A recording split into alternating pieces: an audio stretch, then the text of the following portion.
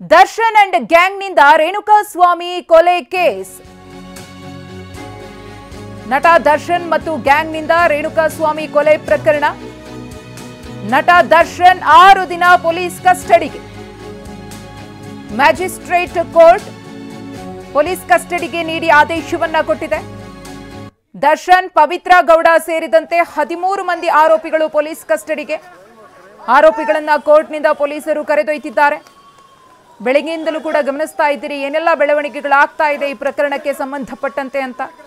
ಇದೀಗ magistrate court 6 ದಿನಗಳ ಕಾಲ 13 ಮಂದಿ ಆರೋಪಿಗಳನ್ನ ಪೊಲೀಸ್ ಕಸ್ಟಡಿಗೆ ಕೊಟ್ಟಿದೆ. ಈ ಪ್ರಕರಣದಲ್ಲಿ ಪವಿತ್ರ ಗೌಡ A1, ದರ್ಶನ್ A2 ಎಲ್ಲ ಆರೋಪಿಗಳು ಕೂಡ ಯಾವ ರೀತಿಯಾಗಿ ಮುಖ ಮುಚ್ಚಿಕೊಂಡು ತಲೆ ತಗ್ಗಿಸ್ಕೊಂಡು ಕೂತಿದ್ದಾರೆ ಅನ್ನೋದನ್ನ ನೋಡ್ತಾ ಇದ್ದೀರಿ. ಕೃತ್ಯವನ್ನ ಎಸಗಬೇಕಿದ್ರೆ ಪರಿಜ್ಞಾನ ಇರಲಿಲ್ವಾ ಅನ್ನೋ ಪ್ರಶ್ನೆಯನ್ನ ಕೂಡ ಹಾಕಬೇಕಾಗುತ್ತೆ. ಒಂದು ಜೀವವನ್ನ ಬಲಿ ತಗೊಂಡಿದ್ದಾರೆ. ಇಲ್ಲಿ ಅಶ್ಲೀಲವಾಗಿ ಕಮೆಂಟ್ ಹಾಕ್ದ, ಮೆಸೇಜ್ ಮಾಡ್ದ ಅನ್ನೋ ಕಾರಣಕ್ಕೆ ಚಿತ್ರದುರ್ಗ ಮೂಲದ ರೇಣುಕಾಸ್ವಾಮಿಯನ್ನ ಕರೆಸ್ಕೊಳ್ತಾರೆ.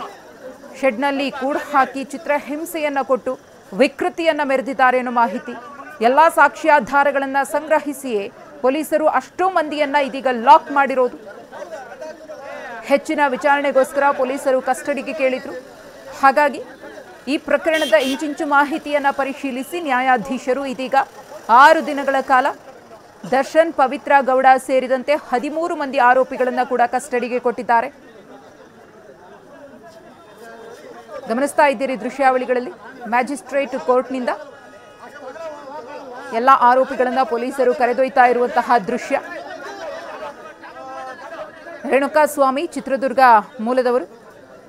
ಅಪೋಲೋ ಮೆಡಿಕಲ್ನಲ್ಲಿ ಕೆಲಸವನ್ನ ಮಾಡಿಕೊಂಡು ಜೀವನವನ್ನ ಸಾಗಿಸ್ತಾ ಇದ್ರು. ದರ್ಶನ್ರ ಅಪ್ಪಟ ಅಭಿಮಾನಿ ಕೂಡ ಆತ. ದರ್ಶನ್, ವಿಜಯಲಕ್ಷ್ಮಿ ಚೆನ್ನಾಗಿರಬೇಕು, ಅವರ ಬಾಳು ಚೆನ್ನಾಗಿರಬೇಕು. ಆದರೆ ಪವಿತ್ರ ಗೌಡ ಎಂಟ್ರಿಯಿಂದ ದರ್ಶನ್, ವಿಜಯಲಕ್ಷ್ಮಿ ನಡುವೆ ಮನಸ್ತಾಪ ಮೂಡುತ್ತೆ, ಅವರ ಜೀವನ ಹಾಳಾಗುತ್ತೆ ಅನ್ನೋ ಕಾಳಜಿಯಿಂದಾಗಿ ಆತ ಕಮೆಂಟನ್ನು ಮಾಡಿದಂತೆ. ಆದರೆ ಅಶ್ಲೀಲ ಕಮೆಂಟ್ ಆಗಿತ್ತು. ಈ ಒಂದು ಅಶ್ಲೀಲ ಕಮೆಂಟ್ ಬಗ್ಗೆ ಪವಿತ್ರ ಗೌಡ ದರ್ಶನ್ಗೆ ಮಾಹಿತಿಯನ್ನು ಕೊಡ್ತಾರೆ. ಅದಾದಮೇಲೆ ದರ್ಶನ್ ಚಿತ್ರದುರ್ಗದ ತಮ್ಮ ಅಭಿಮಾನಿಗಳ ಸಂಘದ ಅಧ್ಯಕ್ಷನನ್ನು ಕಾಂಟ್ಯಾಕ್ಟ್ ಮಾಡಿ ರೇಣುಕಾಸ್ವಾಮಿ ಯಾರು, ಏನು, ಆತನ ಹಿನ್ನೆಲೆ ಏನು, ಇದೆಲ್ಲದರ ಬಗ್ಗೆ ಮಾಹಿತಿಯನ್ನು ಪಡ್ಕೊಂಡು ಪಕ್ಕಾ ಪ್ಲಾನ್ ಮಾಡಿ ಈ ಗ್ಯಾಂಗ್ ರೇಣುಕಾಸ್ವಾಮಿಯನ್ನು ಕರೆಸ್ಕೊಳ್ತಾರೆ.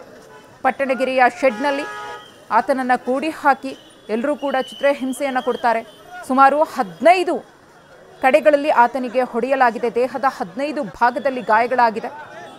ದರ್ಶನ್ ಕೂಡ ಹೊಡೆದಿದ್ದಾರೆ ಅನ್ನೋ ಆರೋಪ ಕೇಳಿಬಂದಿದೆ. ಆದರೆ ತಮ್ಮ ಮೇಲೆ ಕೇಳಿಬಂದಂತಹ ಆರೋಪವನ್ನು ದರ್ಶನ್ ಅಲ್ಲಗಳೆದಿದ್ದಾರೆ. ಇದಕ್ಕೂ ನನಗೂ ಸಂಬಂಧ ಇಲ್ಲ ಅಂತ ಹೇಳಿದ್ರು. ಅದಾದಮೇಲೆ ನಾನು ಹೋಗಿದ್ದೆ, ಒಂದಷ್ಟು ಬುದ್ಧಿವಾದವನ್ನು ಹೇಳಿ ಬಂದೆ, ಅದಾದಮೇಲೆ ಏನಾಯಿತೋ ಗೊತ್ತಿಲ್ಲ ಅಂತ ಮಾತನಾಡಿದ್ದಾರೆ. ನಂತರದಲ್ಲಿ ಅವರನ್ನು ಕೋರ್ಟ್ಗೆ ಪ್ರೊಡ್ಯೂಸ್ ಮಾಡಲಾಯಿತು. ಕೋರ್ಟ್ನಲ್ಲಿ ಮ್ಯಾಜಿಸ್ಟ್ರೇಟ್ ಕೋರ್ಟ್ನಿಂದ ಆದೇಶ ಹೊರಬಿದ್ದಿದೆ. 6 ದಿನಗಳ ಕಾಲ ದರ್ಶನ್, ಪವಿತ್ರ ಗೌಡ ಸೇರಿದಂತೆ 13 ಮಂದಿಯನ್ನ ಪೊಲೀಸ್ ಕಸ್ಟಡಿಗೆ ಕೊಡಲಾಗಿದೆ.